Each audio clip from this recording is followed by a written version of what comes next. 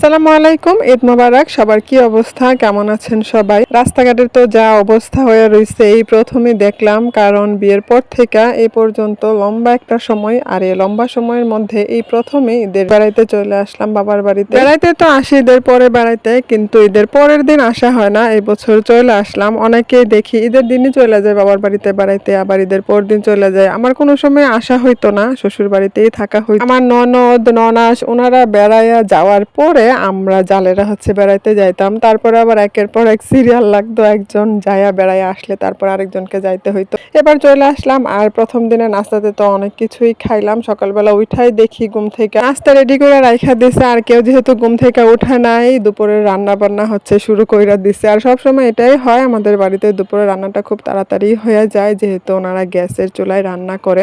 আর দুপুরের জন্য টেবিলের উপরে লেবু শসা এগুলা কাটা ছিল, তো ভাবলাম যে যেহেতু লেবু রেডি আছে সামনে, আর গরম পানিও করা আছে, লবণ লেবু হালকা গরম পানি দিয়ে গ্লাস পানি খায় নিলাম, যেহেতু অনেক দিন থেকে ঠান্ডা কাশিতে ভুগতেছি। মধ্যে নাস্তাও করে নিছিলাম। এরপরে আম্মা একদম তরতাজা গাছ পাকা কলা নিয়ে আসছে কিনা, ওইগুলোও খাইলাম। আম্মা দিল খাইতে, বললো যে খায় দেখ কেমন ভালো লাগে কি। ওইটা আনাজ কলা, যেটাকে বলে সবজি রান্না করে যেটা খাওয়া হয়, ওই কলাটা। আর এদিকে ভাবি তো রান্না বান্না করে ফেলতেছে। গরুর গোশতটা অনেক মজা হয়েছিল, একদম তাজা, সবকিছু একদম ফ্রেশ ফ্রেশ রান্না করছে আমাদের জন্য। সবসময় এটা করে বাবার বাড়িতে আসলে। আর একের পর এক খাবার রেডি করে দিতেছে আর খাইতেছি। মানে আজকে খাইতে খাইতে অবস্থা একদম খারাপ। এরকমই হয় সবসময়, বেশি খাইতে হয় বাবার বাড়িতে আসলে। খাবারগুলো কিরকম জানি একটু বেশি মজা লাগে। তাই আমার কাছে তো আমার বাবার বাড়ির খাবারগুলো অনেক বেশি ভালো লাগে। এক কথায় অপেক্ষা করি এই মজার খাবারগুলা কখন খাবো। ছেলেদের জন্য শ্বশুর বাড়ি মজার হাড়ি, আর মেয়েদের জন্য বাবার বাড়ি। যদিও দুইটা জায়গা ঘুরাইয়া একই জায়গাতেই হয়।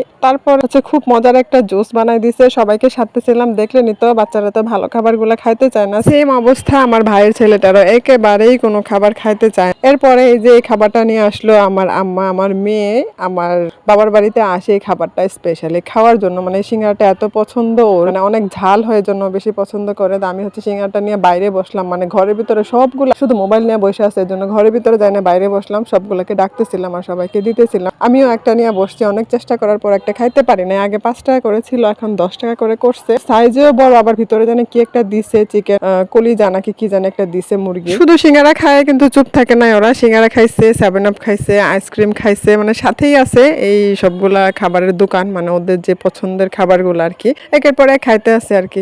এখানে খাবার দাবার শেষ করে বাহিরে সবাই অনেকক্ষণ খেলাধুলা করার পরে দুপুরে খাবারের জন্য সবাইকে বললাম খাইতে। খাবারগুলো টেবিলের উপরে দিলাম, এক এক করে বাইরে দিলাম টেবিলের উপরে। আর খাওয়ার সময় তো দেখলেনি কি মজা করতেছে। এখানে আমি দেখতেছিলাম কি কি খাবার রান্না করছে।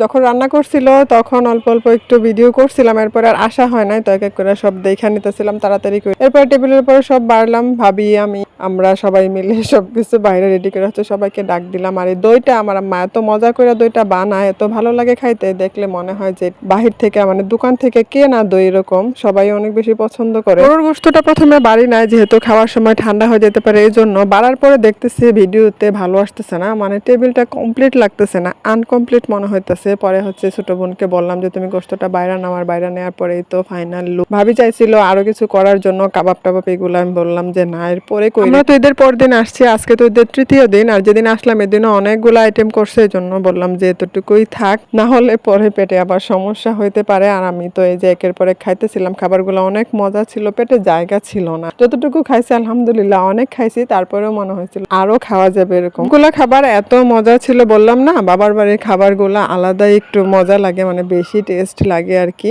আনন্দের মাঝখানেও কিছু কষ্ট আছে, কিছু দুঃখ আছে, অনেকজন নাই, নিজের আপন মানুষ প্রিয় মানুষ কেউ নাই, দুনিয়া থেকে চলে গেছে, আবার কেউ পাশে নাই। যাই হোক, এভাবেই চলতে হবে, এভাবেই জীবন। সবাই ভালো থাকবেন, আমাদের জন্য দোয়া করবেন। চাইলে কিন্তু আপনারা আমার ভিডিওতে কমেন্ট করতে পারেন, আর ভিডিওটা শেয়ার করে দিতে পারেন। আপনারা শেয়ার না করলেও যখন ভিডিও ভাইরাল হবার তখনই হবে ইনশাল্লাহ, আশা রাখছি। সবাইকে ঈদের দাওয়াত রইল। ঈদ মোবারক।